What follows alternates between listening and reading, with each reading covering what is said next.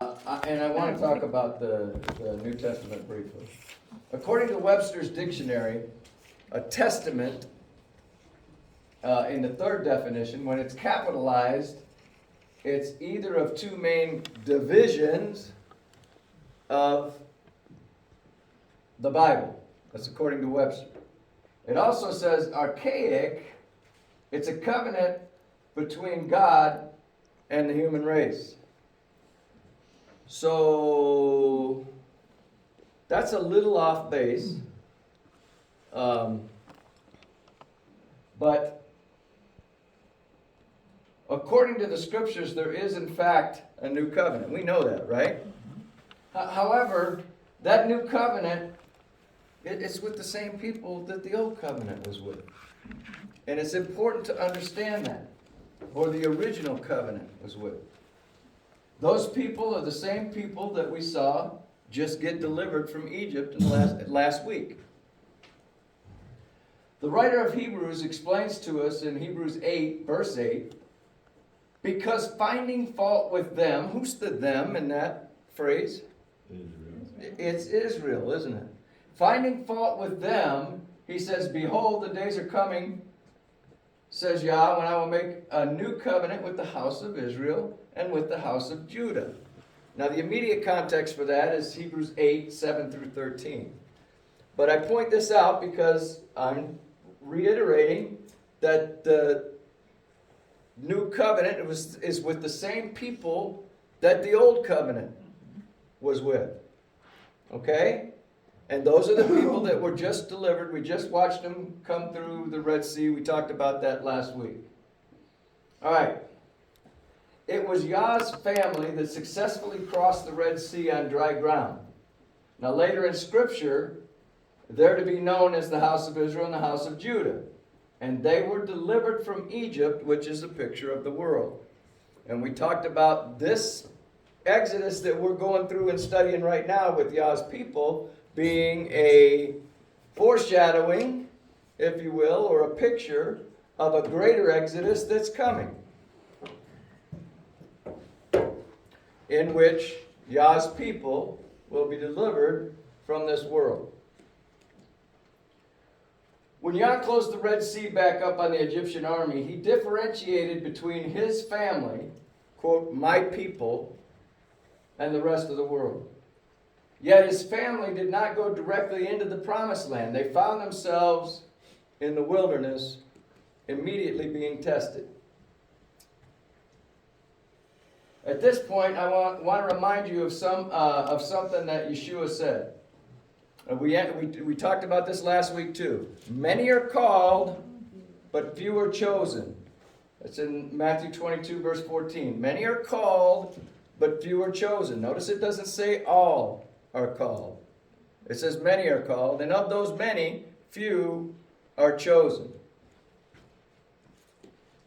I just said that. I would also like, let's see, note with me that both the called and the chosen were delivered.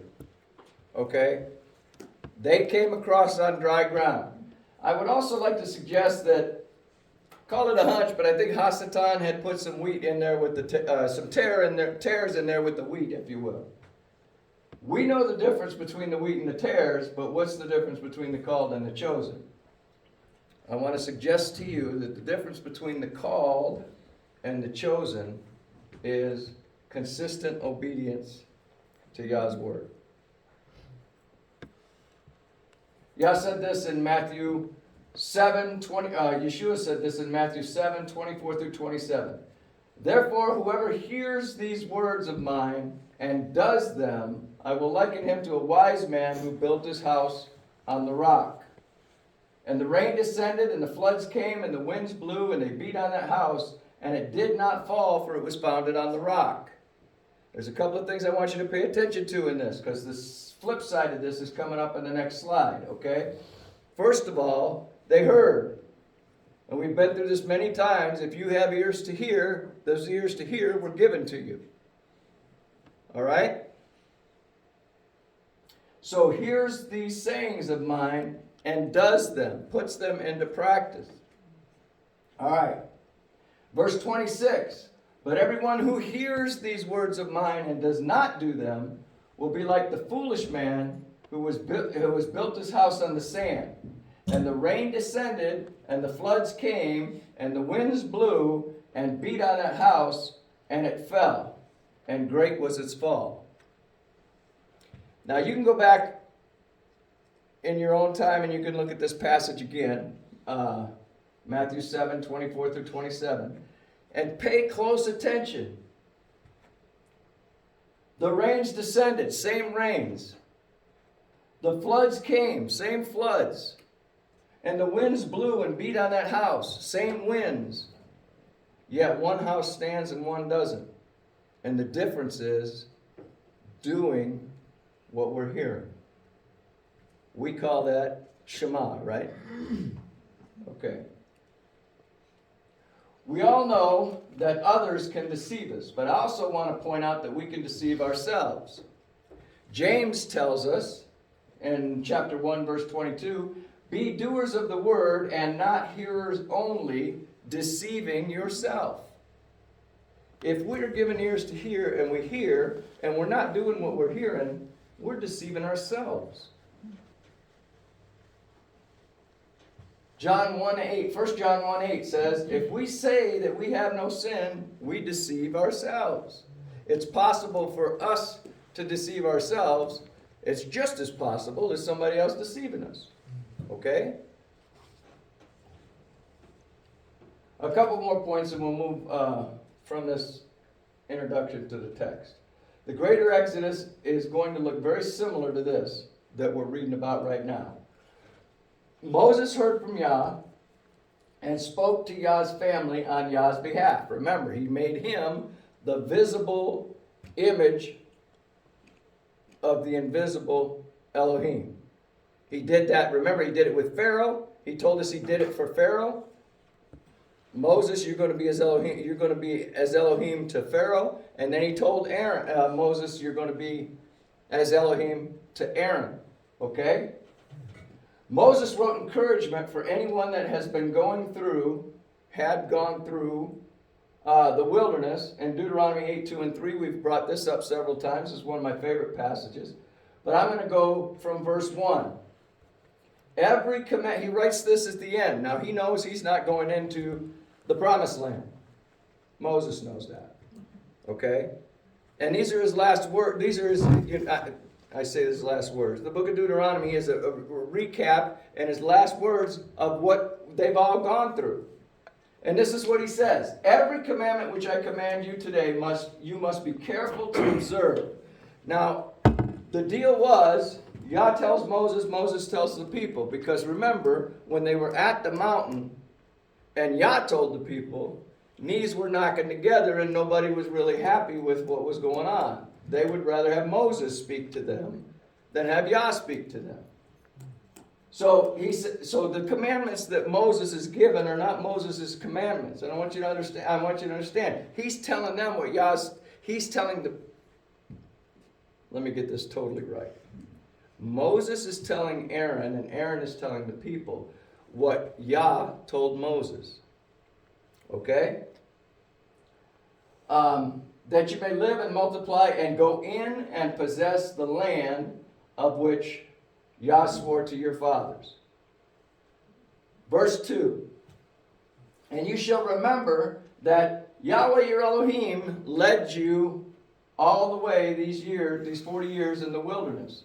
Now, in the immediate context of the passages that we're going through, he led them all the way through the wilderness.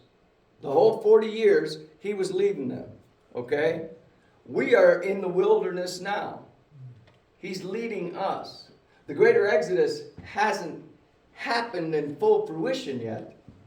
But when it does, we can count on the fact that he's going to lead us through that too. All right?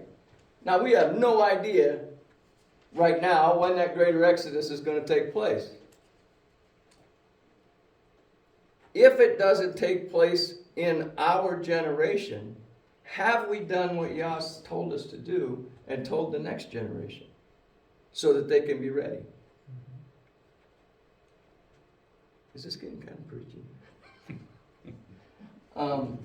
Okay. He led us to humble and to test us. Led them to humble them and to test them. He does that for us too. To know what's in your heart. Are you and I, are they, the Israelites that came out, are they going to obey what he says to do?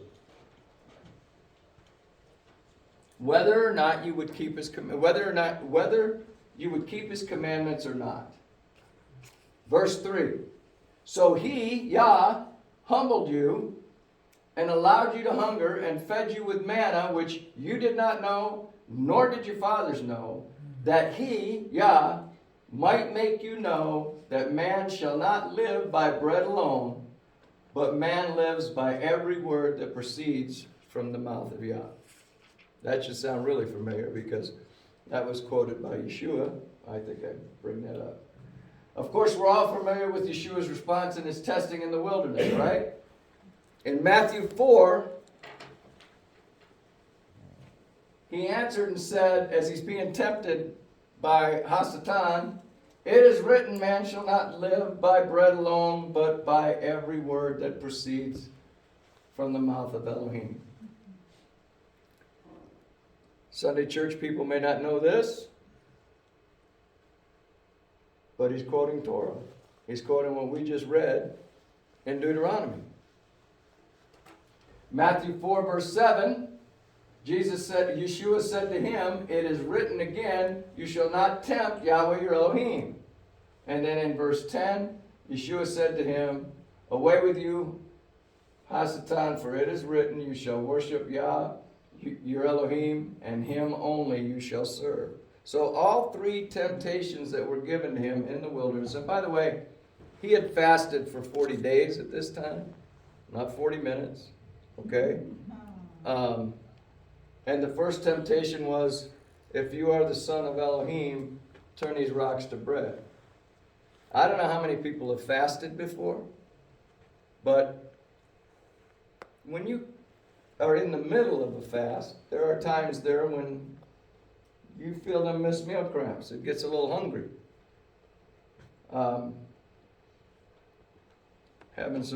You might be tempted to break that fast. All right.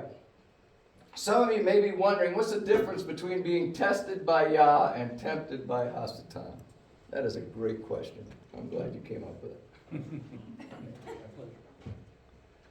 Paul tells us in 1 Corinthians that no temptation has overtaken you except such as common to man. But Elohim is faithful, who will not allow you to be tempted beyond what you are able. But with the temptation will also make the way of escape that you may be able to bear it. Here's a question. Is the way of escape obedience to his word to those he's in a covenant with? Yeah. Standing on his word. That'll help you. Isn't that what we just read with Yeshua's temptation? 40 days without eating, and he could turn those rocks into bread, but he chose not my will, but your will, but the Father's will. Okay? And consider, I wrote down at the bottom there, consider my will versus his will as we continue. Okay? Our will versus his will. When we come up against these things, when we come up to these, whether they're big temptations or small temptations, they can also be, the flip side of that coin can be a test. It can be a test on one side and a temptation on the other. And James kind of points that out. I didn't put that in here, but,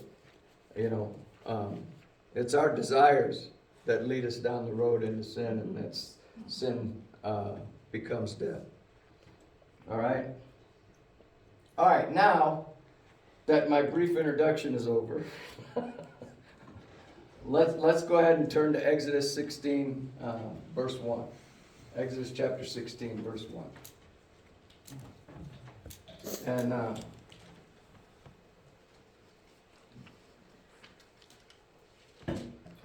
we've come through the water, and the water has closed back. We've come through the sea on dry land, and the sea has closed on our enemy completely. Verse 1, and they journeyed from Elim, and all the congregation of the children of Israel came to the wilderness of Sin, which is between Elim and Sinai, on the 15th day of the second month, after they departed from the land of Egypt. Again, the children of Israel. That's who he's set aside. That's who he's talked to. That's who he's dealing with. That's who he's leading. That's who he's guiding. That's who his plan entails. That's who has promised the land. That's who's going into the land. On a quick passing note, I want to point something out to you. 15th day of the second month. Anytime Yah tells us something like that, it's important.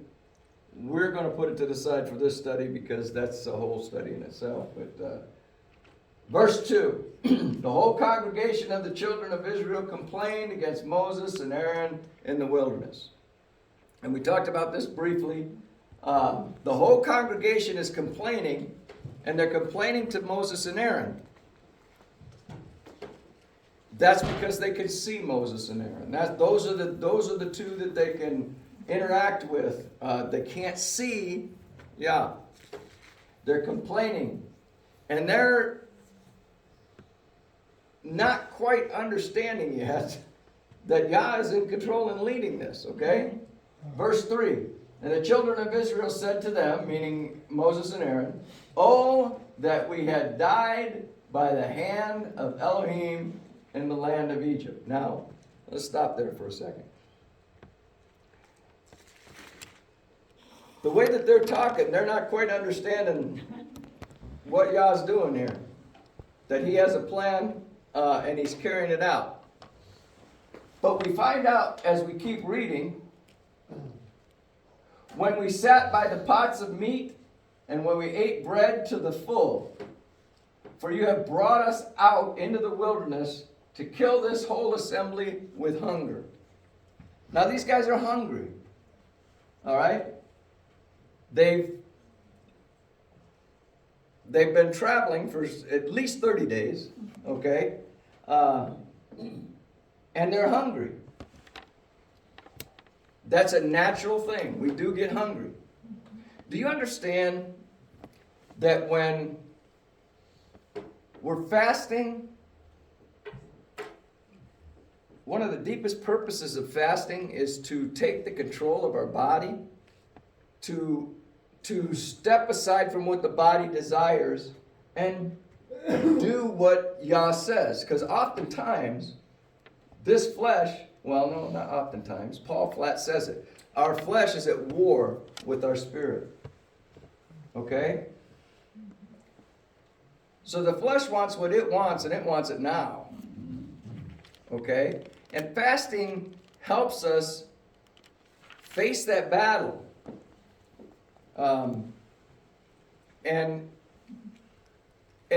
Let's say, and it doesn't even have to be food. You know, for teenagers, it might be something like video games. Put up video games go on a 3-day video game fast.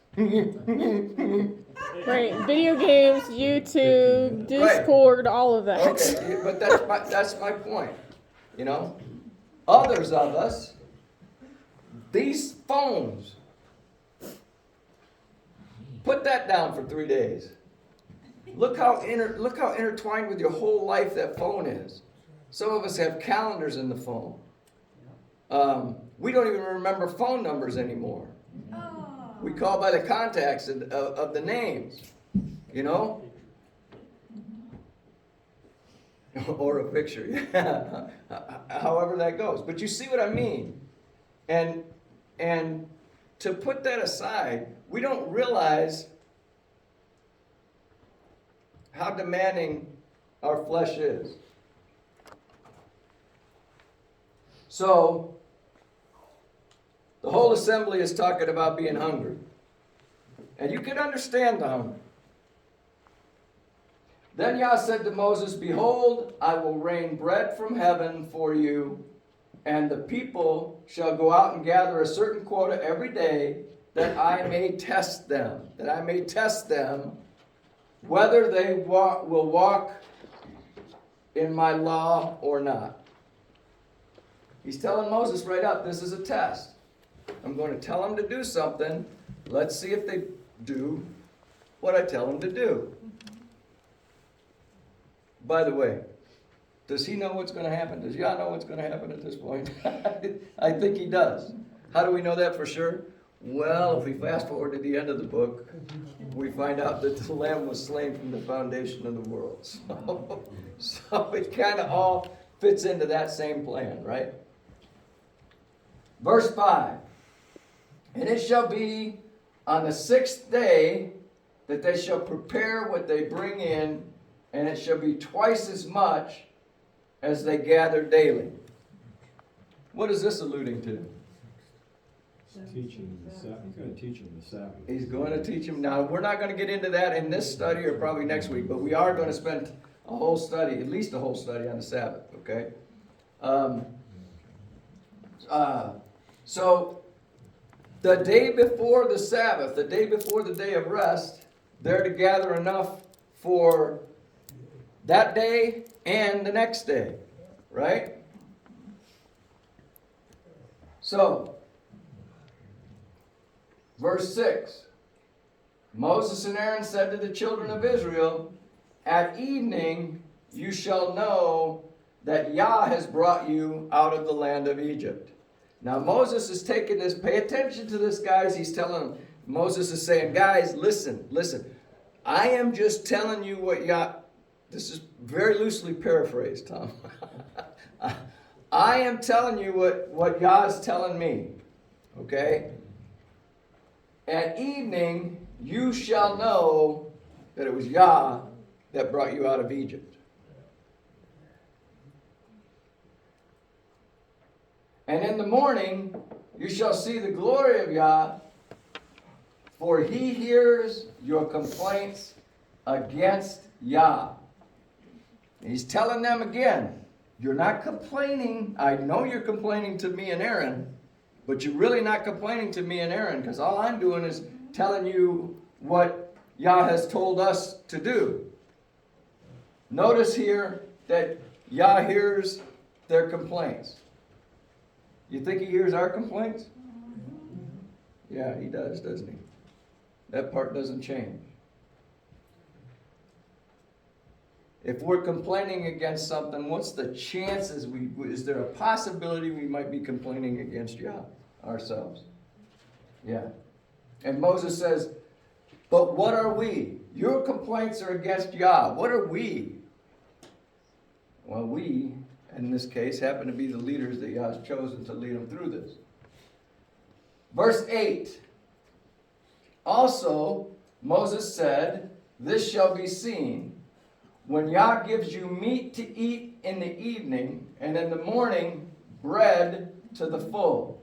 For Yah hears your complaints which you make against him.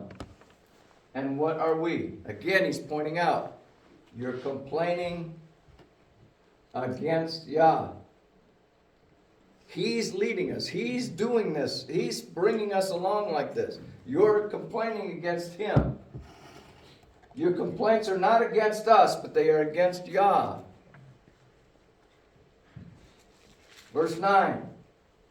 Moses spoke to Aaron, say to all the congregation of the children of Israel, come near before Yah, for he has heard your complaints. Again, remember, in Exodus 4 and in Exodus 7, Yah appointed Moses as the visible portrayal of the invisible Elohim, and he made Aaron Moses' prophet. Yah tells Moses, Moses tells Aaron, Aaron tells the people. All right, this congregation includes Yah's people that would obey his word. Now, to be candid, I've read ahead. Okay, so I know some of this. All right. The congregation includes Yah's people who would obey his word, the called, and they will enter the land, okay? It also includes who would not obey his word, called, but will not enter the land, as well as some tares planted by Hasatan. And somehow, there are tares among the wheat even today, right? You may be wondering, how do we know who's chosen? That's a great question. Another great question. We don't. We don't until we get to the kingdom. What? I'm going to give you 4 examples of reasons why we don't. Okay? And it's not our role to know. We have a role in front of us. It does fold into that, but we didn't pick us. We don't get the choice. We're not in the position to pick or deny anyone. Okay?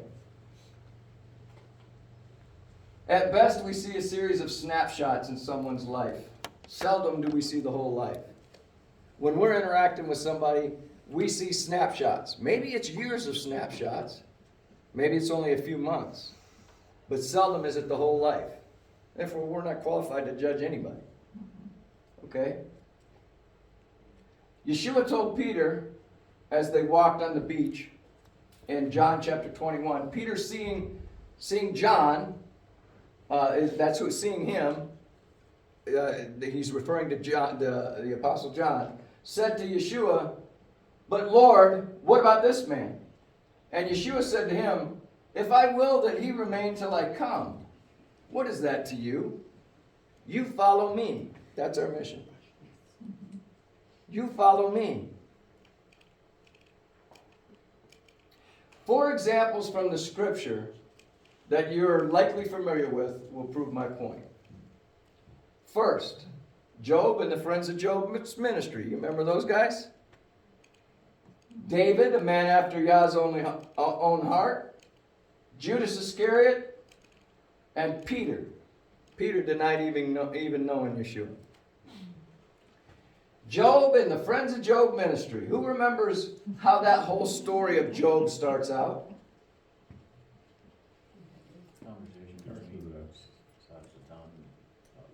That's right. That's right. Yah initiated that conversation.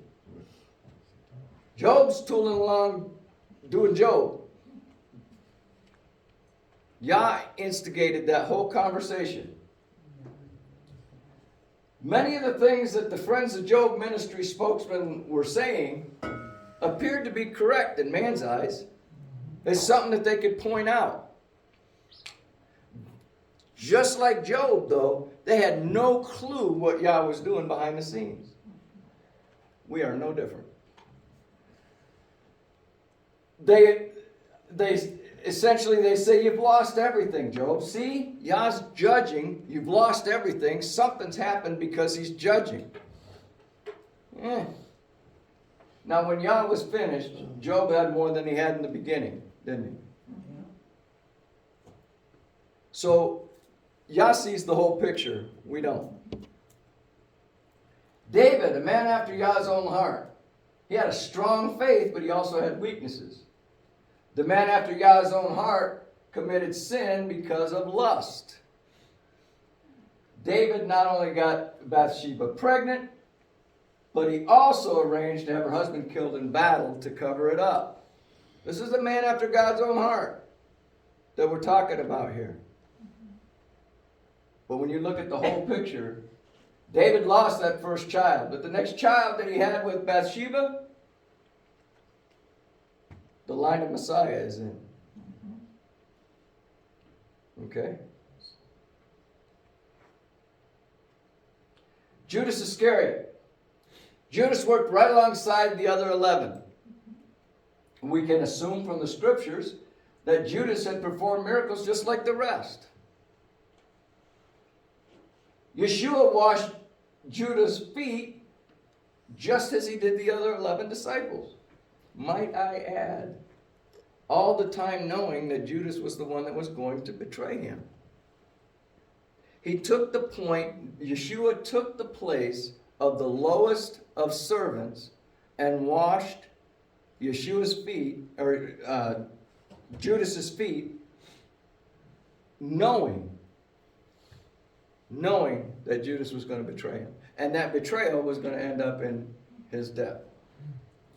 When Yeshua announced the betrayer, all 12 asked, "Is it I?" Why did I put that in there? Because the other 11 didn't know who the betrayer was going to be. So Judas being the betrayer was not obvious. It wasn't obvious to all 12 of them. Nothing stood out for any one of them. Peter, quite possibly the boldest of the 12, he vowed to die with Yeshua, and then denied Yeshua 3 times, just as Yeshua had predicted. But he was restored and used powerfully after the resurrection of Yeshua. Even then, Yeshua had to remind Peter to follow him. What I mean by that is that's the verse we were at a couple of slides ago. What does it matter if I want him to live until I return? You follow me. You follow me. So, you and I will never fully know what Yah is doing in or through those around us.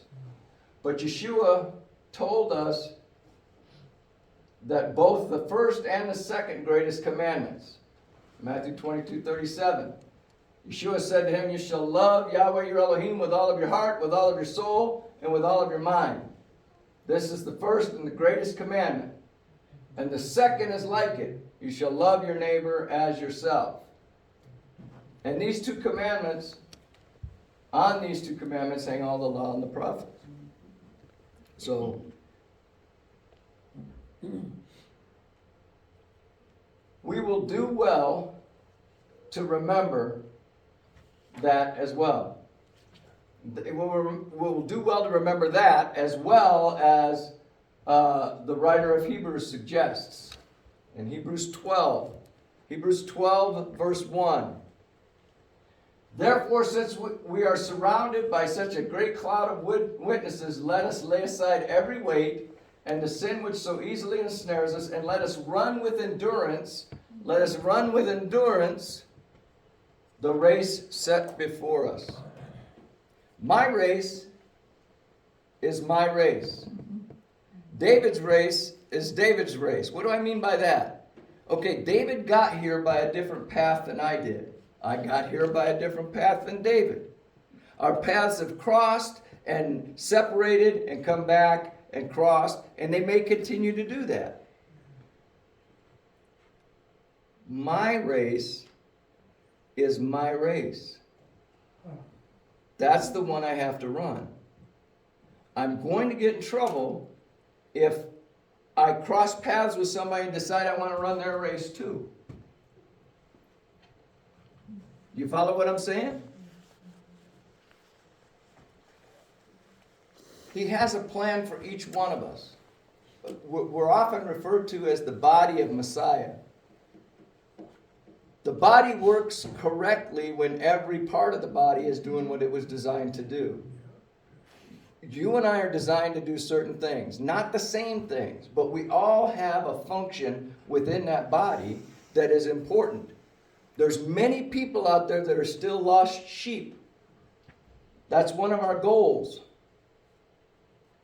Search for the lost sheep of the house of Israel. That even though, you see, we're told we need to gather together. Okay? And that is true. We do need to gather together. But we need to remember, I don't know if I put it in here or not.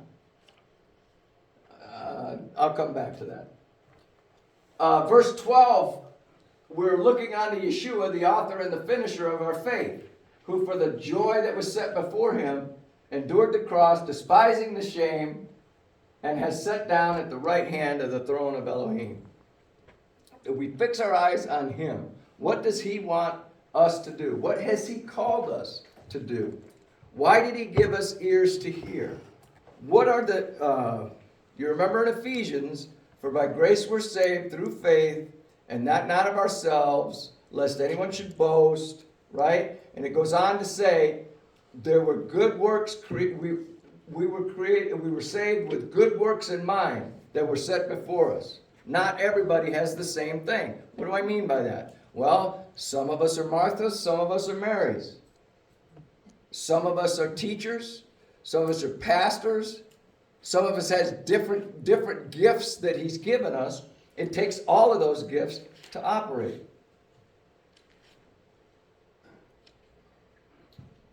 Oy vey. I gotta cut those slides whenever I go past that. All right, so where do we get this endurance from? Is that from our own strength? Are we to push through? You could try it. But let me give you something to compare it to. In our custom, in our culture, every January, people come up with these resolutions. Right? And then about 12 months later, they said, same resolution, but I'm going to do it this time. That's where we go with our own strength and our own power. Again this week I'll mention 2 Peter 1, 5 through 8. And this is where, we've been through it several times, but this is where he instructs us. Add to your faith virtue. Add to your virtue knowledge. Add to your knowledge self-control. Add to your self-control perseverance. Add to your perseverance godliness. And add to your godliness brotherly kindness. And add to your brotherly kindness love. That's a description of you and I growing spiritually. That's what that is. And it's not a single cycle. It continues. It grows. Because as you add virtue, which is right doing, as you begin to do the things that Yah's instructed us to do, then we add knowledge to that. Now we know more. Now we can not only add to our knowledge self-control, but we can also add to our knowledge more virtue. Right? And continue to grow. This is another one of my favorite passages for how Yah's plan works in us. I'll let Peter say it. Oh. 2 Peter 1:10 says, therefore, brethren, be even more diligent to make your call and election sure. For if you do these things, you will never stumble. If you are continuing. Because when you are adding to your faith virtue and adding to your virtue knowledge, you are abiding in Yeshua.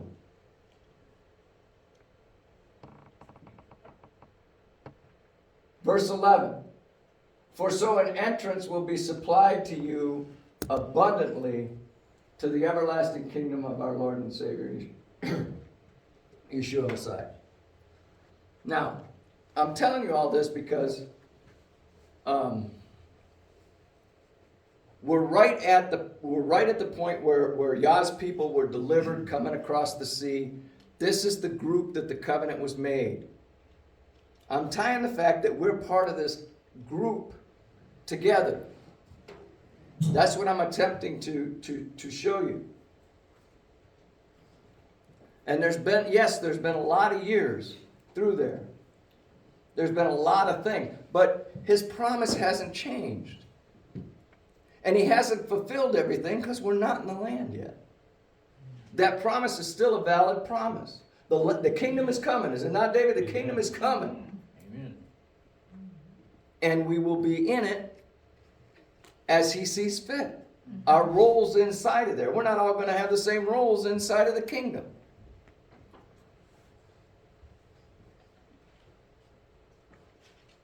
All right, back to Exodus 16. I'm going to close out this week's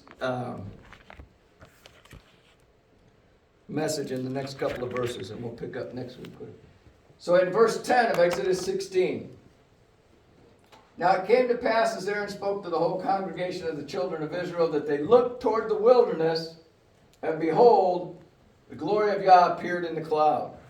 Uh-oh. Ruh-roh. Here comes the judge, right? Okay. It's all this complaining. We're about to have a resolution to it for this particular case. Verse 11. Yah spoke to Moses, saying, I have heard the complaints of the children of Israel. Speak to them, saying, at twilight you shall eat meat, and in the morning you shall be filled with bread, and you shall know that I am Yahweh your Elohim. Verse 13. So it was that quails came up at the evening, and they covered the camp. Okay. Think with me for a minute. You're in the camp. And yeah, you're hungry, and all this stuff is going on, and you're complaining. And then all of a sudden, in the evening, this camp is full of quail. It's covered. Now you know Moses and Aaron didn't do that. They didn't do it. Just like you knew that Moses didn't part that Red Sea or make the ground dry that you walked across on at this point. We are fickle people. We have a great memory for right now. And in the morning, the dew lay all around the camp. Verse 4. And when the layer of dew lifted, there on the surface of the wilderness was a small round substance, fine as frost, on the ground. Anybody ever seen frost? You ever touch frost? Our body temperature melts that frost pretty quick, doesn't it? That frost, a round substance fine as frost, is on the ground. So when the children of Israel saw it, they said to one another, what is it? For they didn't know what it was. And Moses said to them, this is the bread which Yah has given you to eat. Now we can tie that in with the book of John, where we know he is the manna from heaven, okay? And Yeshua had to straighten out the teachers and explain to them, wait a minute, it wasn't Moses that gave you the bread from heaven, it was my Father that gave you that. Okay? It's one story from the beginning to the end. One story.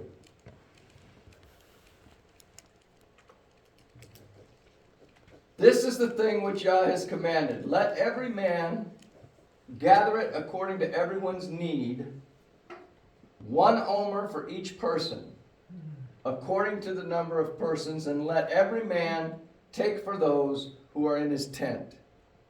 Now, Yah has just delivered quail all over the camp.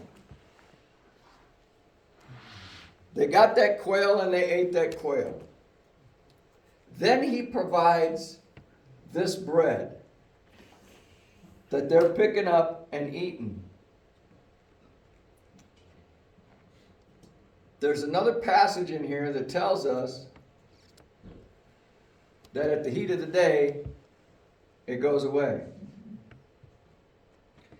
Do you see that Yah provides more than we need?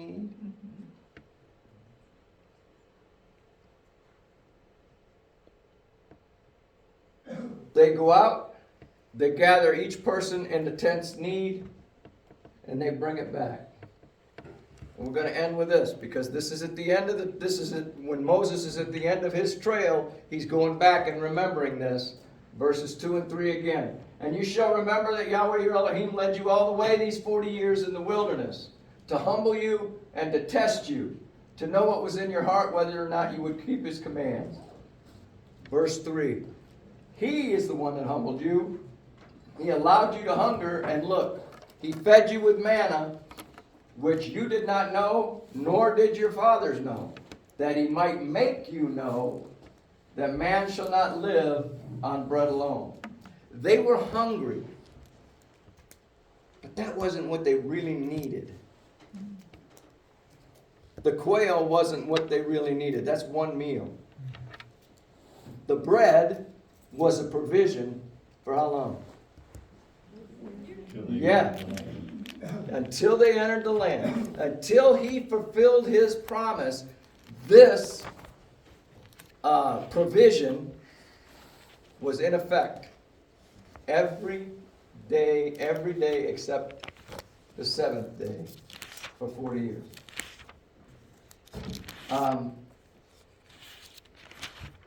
But man lives on every word that proceeds from the mouth of